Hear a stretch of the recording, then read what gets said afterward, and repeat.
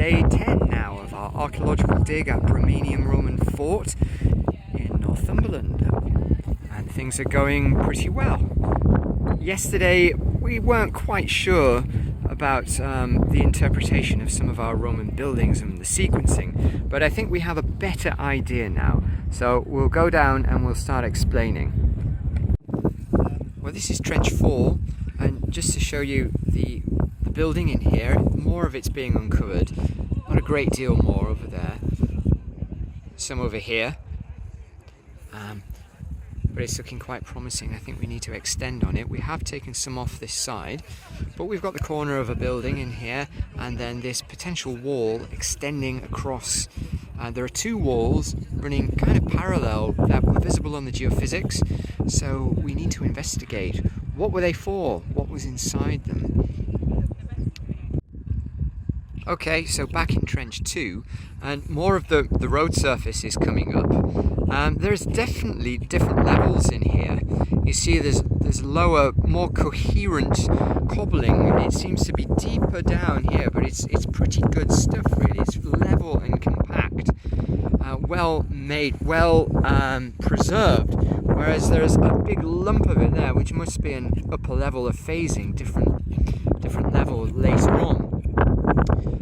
But Jim pointed out, Professor Jim Crow's here today again, and he was just pointing out the difference in the levels over here at where that road surface is there. Compare that to the level within here, within trench 3, and it could be that we need to, we've got another ½ metre at least of fill to take off before we get down to the actual occupation level. Now let's see if I can explain some of the sequencing in here. It's rather tricky, but Terry's been having a good think about this as well, and come to the conclusion that this building 1, let's call it, was put in first. There is a kind of packing clay over the top around here, and there's kind of rampart. If we look in Barry's trench here, you can see all the different layers of turf that have been stacked up. There is actually a drain coming through in there now as well, but that's besides the point for now.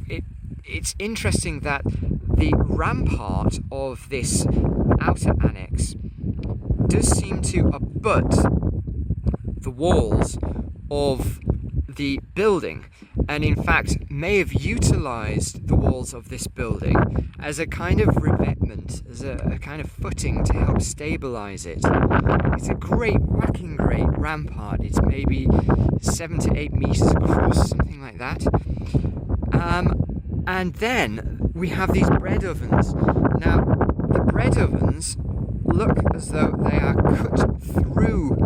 There's one of them over there, the remains of one. That was much better excavated last year when we uncovered that properly.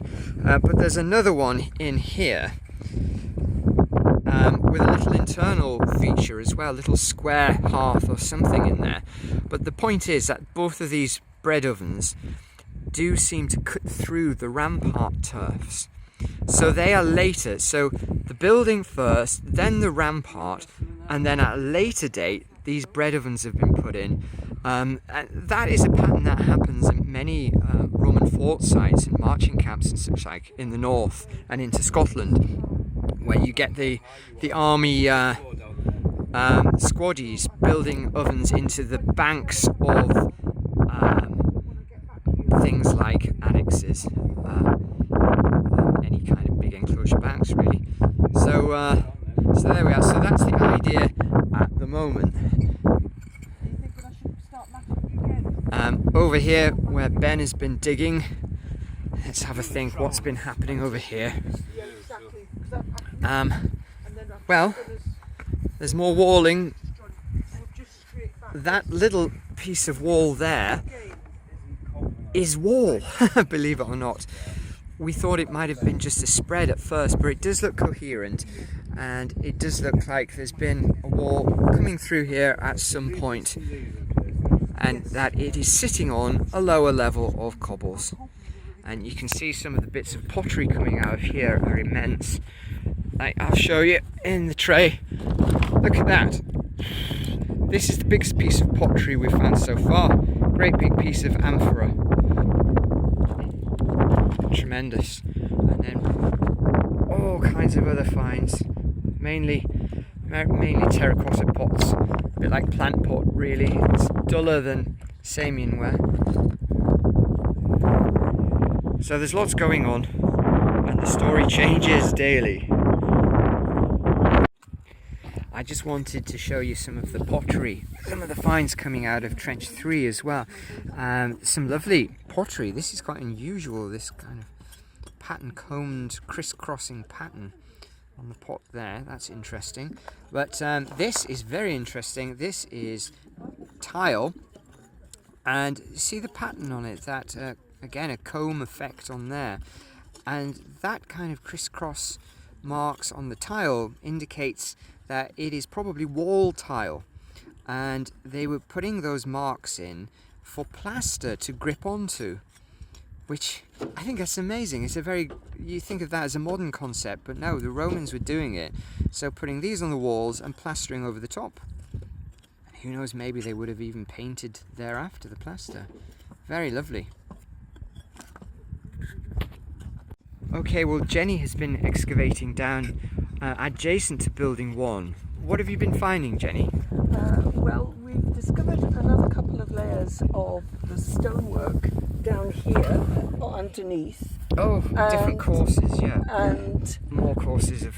As you can see, there has been a series of deposits of clay, then thick charcoal, then clay, then charcoal in layers. Oh, yes. And we're going down, and it goes right up to the wall, thus showing that the wall was there before this procedure.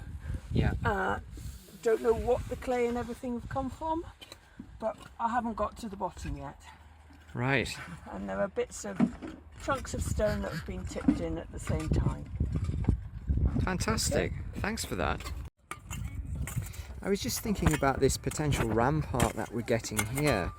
Now that is based on last year's rampart that we had over there, and following the line of that we measured it out, and it ought to be around here, and we are getting this layer of rubble, a rubble linear spread within the trench there. And we were just thinking the rampart would be a substantial thing. There are several ramparts, of course, but this one is further inset, closer to the fort than the other one, obviously down there. And it's a bit smaller. Nevertheless, it's still got to be around 3 meters wide. So imagine the height of it may have been something like 2 meters, perhaps. So turf, and then a wall. It's like revetting one side of it. So I'm assuming it would have been a lot of good quality ashlar blocks that they would have probably robbed out, either for the next rampart or for other building projects. So during that process there would have been potential demolition and rubble, and that could be what you're looking at there. Just a spread of the rubble thrown back into the top area. Just a theory. Juvenile display. Well, we're at the end of the day, and Barry's done very well with the students here. What a brilliant day's digging. Yeah. Fantastic. We've got a huge patch of burning in here, if you can see, but there's a lot of viable charcoal in that, so I think we might have to discuss our sampling strategy and take some of that out.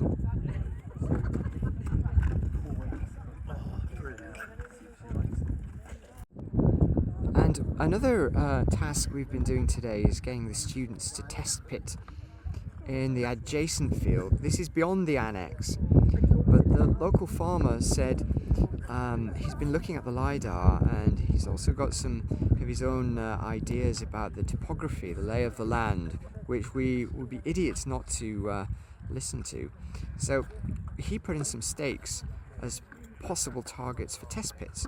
So we've had a look and concur with most of them. There's all kinds of interesting little enclosures and things like that over there. Nobody knows what they're for. They're rather strange.